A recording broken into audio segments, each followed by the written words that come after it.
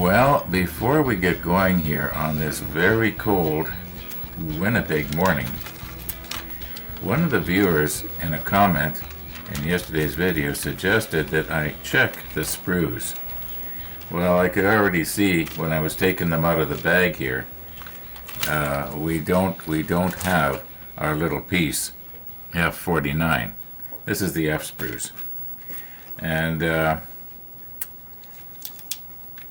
I don't think it would be in this package here of loose F parts.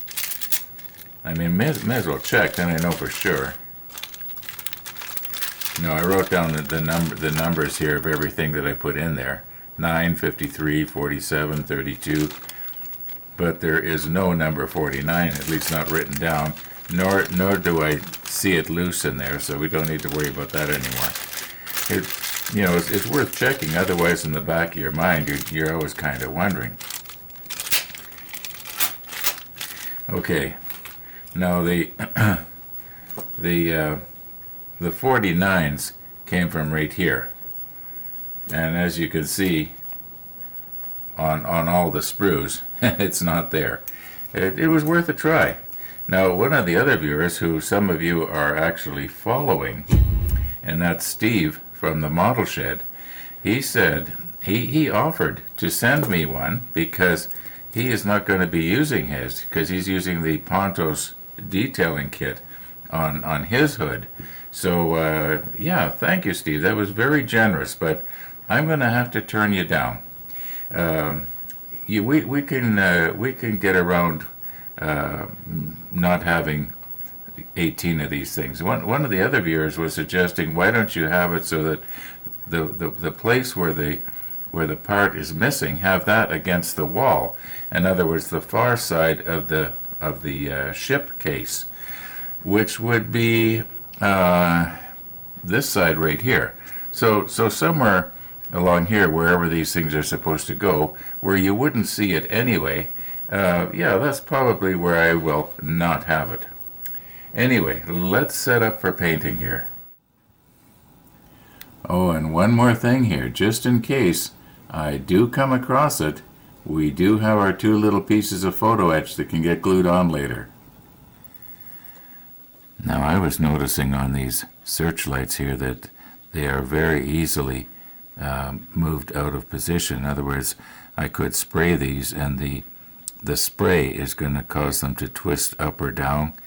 So I think what I'm going to do is I'm going to fasten them either so that they are looking straight out or maybe angled up just slightly. Probably up just slightly would be the best. And we'll just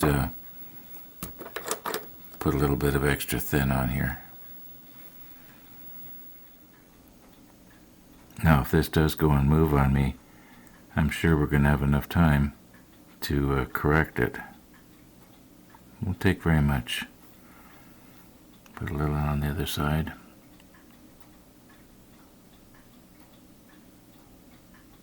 That's all we need. Now, you're going to notice in the front, you can see the slats where the louvers flipped up and down for the signaling.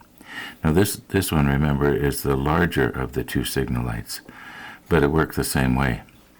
And the louvers would flip up and down for possibly Morse code. Now, I don't know if you'd be using Morse code for a lamp this large, because you'd want to be able to do it a little quicker. Now, it might have been some other kind of signal light, I don't know.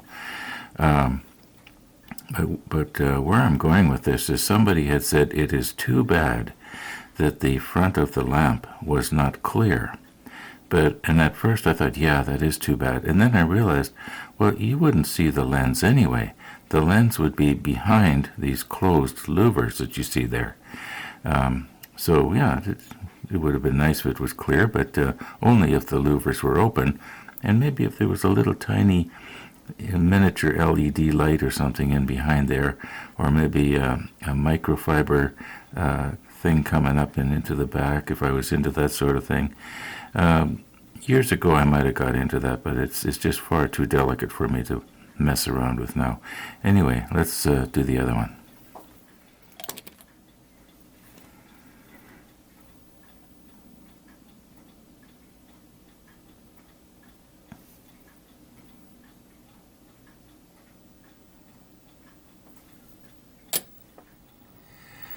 Now, I'm not making any promises. However, I think that in 3 days, in other words, possibly Friday, there might be something different sitting on the model table here.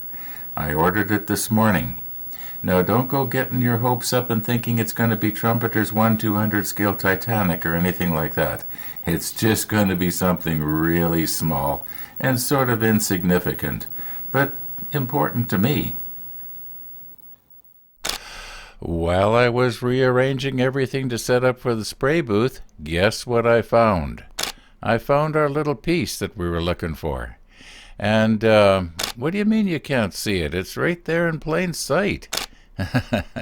Well, it's in plain sight if you know exactly where to look, and if you get close enough, it's sort of blended in with that knot that you see there on the plywood.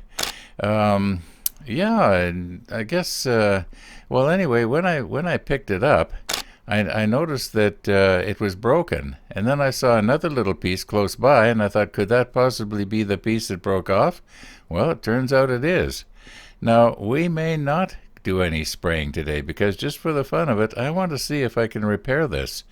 Yeah, just for the fun of it. You know what? I have nothing else to do anyway. If I get the hood done in a year, or a year and 1 day, what's the difference? I'd just like to quickly mention here that the way you see it is exactly the way I found it. I did not move it in any way or set this up for the camera. This is the way I found it. Now, before I get into trying to analyze what happened here, I want to say this. I am very surprised that I did not see it when I was looking for it yesterday. The reason being is I took my spotlight and I did look around on the floor. I did actually look right around there. I'm thinking at this point that it probably was somewhere else, and maybe I stepped on it or scuffed it with my foot, and it ended up to where we just found it. However, one of the viewers made a comment that now makes perfect sense. I'm going to put the macro lens on here, and I'm going to try to not poke at this. Maybe if I put my hands in my pockets. Now, when I was looking at these little parts here, I was wondering, why do they look the way they do? And if I keep these parts over top of that little black dot, we should have it in the field of view. But anyway, one of the viewers said that when he saw, in more than one place, he indicated that he only saw 17, not 18. Well, now that makes perfect sense, because you'll notice right here, this part that oh, sure. Okay, this part here that I'm trying to hold on to. Okay, that should be nipped off. And so should this piece down here on the end of this peg, but they're not.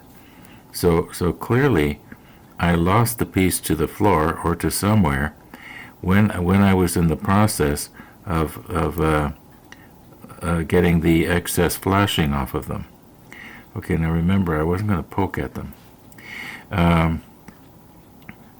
Okay, so there was only 17, and the 18th one is, well, it was on the floor. So I think there is the possibility that we can join this to this in the right place. Now, I'll use the helping hands. Well, first of all, I'll clean off the flashing. I'll get this little piece off of here, and we'll get the other piece off of, anyway, enough of that. Starting to talk while I'm thinking here. I'm just trying to think of how I want to do this. Yeah, there only was 17, not 18. Well, there was 18, but I lost one right away, I guess. Anyway, this can just go round and round, right? Okay, about 10 minutes has passed here now. Probably 20. And these are supposed to go together in this orientation, like this. Now, you will notice on this piece here, the eye pieces, this one and this one, they've been crushed or squashed out of shape. They were supposed to stick out a little bit like these ones on this side. But that doesn't matter. We do have the general shape, and only when you look at it through a macro lens are we seeing that it is not quite right.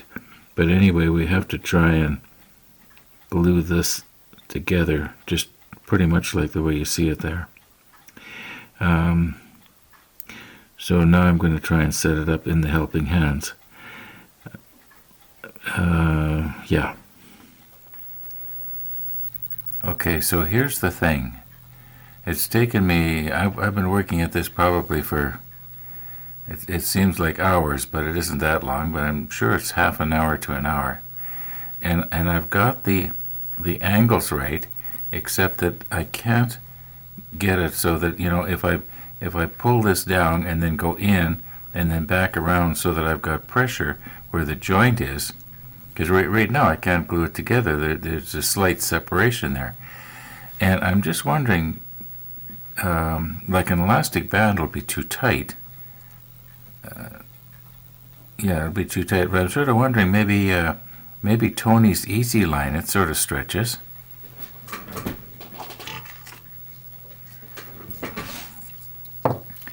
Okay, so if we take some Easy Line here, and will that be strong enough, or yeah, that just might be enough. After all, if you remember, this stuff stretches out at a ratio of 7 to 1. I've never tested it that I can remember to see how strong it is, but I think that maybe if I just wrap some of the Easy Line around under tension, I'm going to have to do it off camera. Yeah, I'm going to go ahead and do that and see what happens.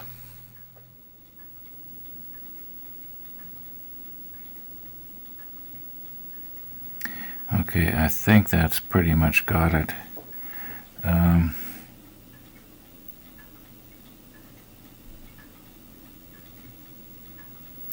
Yeah, I'll put the macro lens on. You know, the angle doesn't look quite right, though. It should be twisted a little bit to my counterclockwise, at least the binocular part. On the other hand, I've spent so much time at this already, nobody's going to notice if it's a few degrees out one way or the other.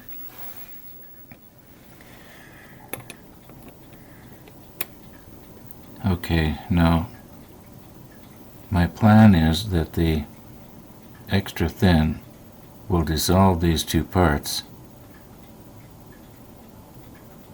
Okay, I'm not going to put any more on. I'm just going to let that dissolve and dry out, and hopefully, you know what, I'll just do the time-lapse thing, and maybe we can actually see it happening. Time-lapse will start right now.